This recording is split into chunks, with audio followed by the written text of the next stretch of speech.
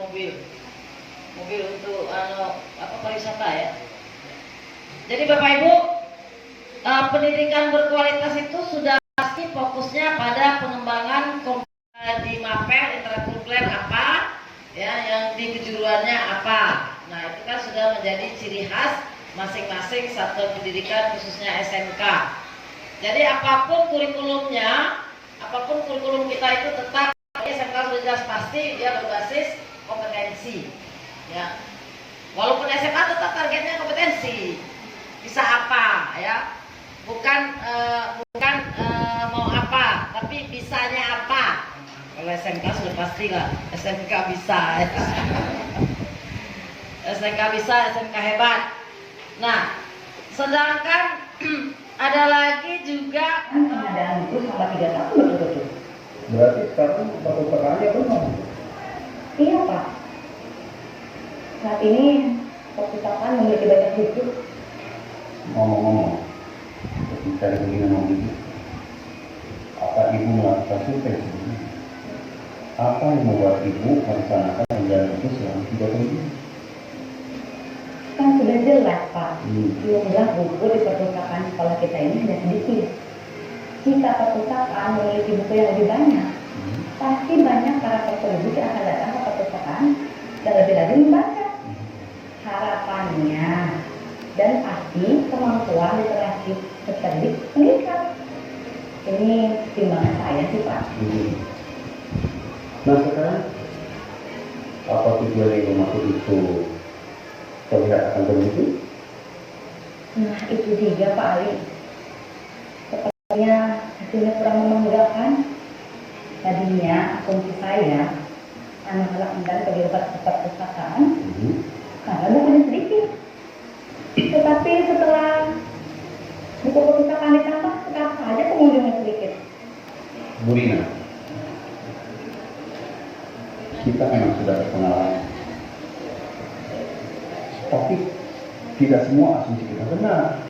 Sesuatu itu dimulai dengan perhitungan dan pertimbangan yang berbasis data. Contoh, ketika Ibu Rina memutuskan untuk membeli buku, alangkah baiknya ada survei yang memberikan informasi kepada anak-anak kenapa tidak suka perpustakaan. Dan perlu juga Ibu mencari tahu kepada anak-anak apa yang mereka suka untuk dibaca. Nah benar ya.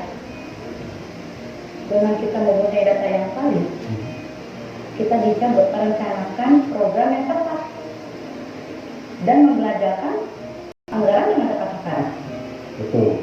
Apalagi jika Ibu menghubungkan kemampuan literasi anak peserta didik dan ditunjukkan dari KIM, saya yakin pembelajaran Ibu akan lebih tepat guna dan efisien. Nah, sebenarnya saya ingin meningkatkan kapasitas guru.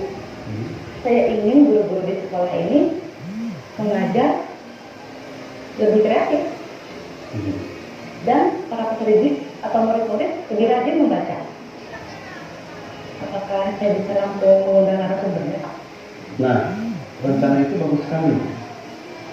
Tetapi tentu saja seperti rencana sebelumnya, kita perlu mencari fakta yang terlebih dahulu. Jadi kita tidak hanya mengundang narasumber ya, tetapi diawali dengan sifatnya menganalisa terlebih dahulu. Setelah kita tahu kebutuhan para guru, maka kita bisa melakukan perencanaan yang lebih lanjut. Benar Pak. Lagi-lagi saya harus menganalisa data fakta yang ada. Iya. Oh iya Pak, saya sudah bertanya kepada kepala sekolah ini. Banyak dari mereka yang telah membuat program seperti itu dan mendapatkan hasil yang bagus. Kok berbeda dengan hasil yang saya Pak ya? Nah, itu berarti bunyinya kebutuhan sekolah mereka berbeda dari kebutuhan sekolah di Bu Rina. Rencana program itu bisa saja sama, tapi hasilnya pasti berbeda, tergantung dari hasil data dan analisa yang mereka lakukan sebelumnya. Wah, saya jadi makin paham sekarang. Saya mau dong Pak diajarkan strategi pembelajaran pemanfaatan data dan analisa kebutuhan ini. Saya ingin semuanya tepat sasaran, Pak, dan mendapatkan hasil yang optimal demi kemajuan pendidikan di sekolah saya ini, Pak. Tentu saja, Bu Ina. Ayo kita belajar bersama. Nah, Ibu dan Bapak, apakah pernah melakukan hal yang sama seperti Bu Rina? Melakukan perencanaan berbasis asumsi dan menyadari bahwa keputusan yang kita ambil ternyata tidak tepat? Kenapa hal itu bisa terjadi? Itu karena keputusan tersebut tidak berbasis data dan kebutuhan. Saat ini, mari kita coba berefleksi. Data-data apa yang bisa kita manfaatkan agar keputusan tepat sasaran? Strategi apa yang bisa kita lakukan untuk melibatkan peserta didik dan guru secara langsung? Perencanaan yang dilakukan oleh Ibu dan Bapak adalah sebuah momen penting untuk menentukan layanan pendidikan mana yang perlu semakin ditingkatkan kualitasnya. Peningkatan kualitas layanan ini dilakukan untuk mendukung peserta didik kita berkembang dengan baik dan memperoleh capaian pembelajaran yang terbaik. Pertimbangkanlah data-data yang ada selama ini. Mari kita mengolah data-data yang telah kita isi sebaik mungkin di waktu yang lalu. Niscaya, kita akan dapat membuat perencanaan yang tepat sasaran dan mencapai hasil optimal nantinya. Apakah Ibu dan Bapak siap untuk melakukan perencanaan dengan paradigma yang baru? Mari bersemangat memulai langkah kita dengan belajar bersama tentang perencanaan yang didasarkan pada data.